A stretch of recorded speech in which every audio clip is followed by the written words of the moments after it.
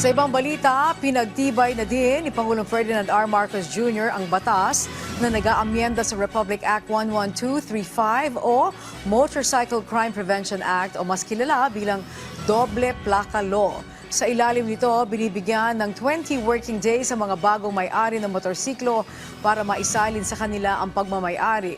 Dapat ding mai-report sa loob ng 5 araw ang pagbenta o disposition ng plaka. Binago rin ang multa para sa dealer. Sa dati ay bagong may-ari mula sa dating 20,000 pesos hanggang 50,000 pesos na multa. Ngayon ay 5,000 pesos na lamang ang ipinataw para sa mga hindi agad makakalipat ng rehistro. Hindi na rin pwede kumpiskahin ang motorsiklo kung may papakitang maayos na dokumento ang may-ari.